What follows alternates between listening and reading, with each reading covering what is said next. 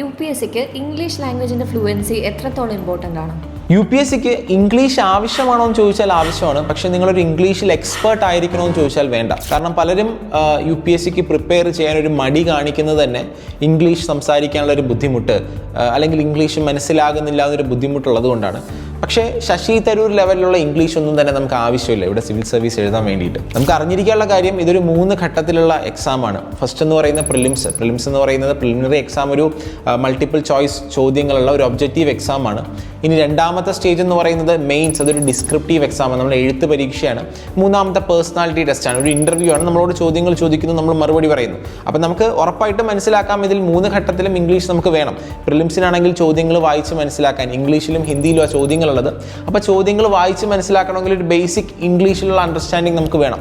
രണ്ടാമതായിട്ട് ആൻസർ എഴുതുന്ന സമയത്ത് ഒരു റൈറ്റിംഗ് സ്കിൽ. നമുക്കറിയാം നമ്മൾ സ്കൂളിലും കോളേജസിലൊക്കെ ആൻസേഴ്സ് എഴുതുന്നുണ്ട്, നമുക്ക് ബേസിക് ആയിട്ടുള്ള ഒരു ഐഡിയ ഇംഗ്ലീഷിൽ ഉണ്ടായിരിക്കും. ആ ഒരു ഐഡിയ തന്നെ UPSCയിലും മതി. ഇനി 3-ാം ഘട്ടം എന്ന് പറയുന്നത് പേഴ്സണാലിറ്റി ടെസ്റ്റാണ്. അവിടെ നിങ്ങൾക്ക് നിങ്ങളുടെ കൃത്യമായിട്ടുള്ള ഐഡിയാസ് അല്ലെങ്കിൽ നിങ്ങളുടെ ഉത്തരങ്ങൾ എക്സ്പ്രസ് ചെയ്യാൻ വേണ്ടിയിട്ടുള്ള ഒരു സ്പീക്കിംഗ് സ്കില്ല് മാത്രമേ അവിടെ എന്ത് ചെയ്യുന്നുള്ളൂ, UPSC നിങ്ങളിൽ നിന്ന് പ്രതീക്ഷിക്കുന്നുള്ളൂ.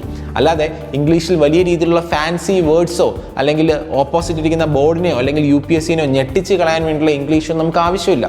അപ്പോൾ English is just a language അല്ലെങ്കിൽ ഒരു medium to express your ideas, not to impress a UPSC. Okay, അത്രയും മാത്രമേ ഇതിനകത്ത് നമുക്ക് പറയാൻ വേണ്ടിയിട്ടുള്ളൂ.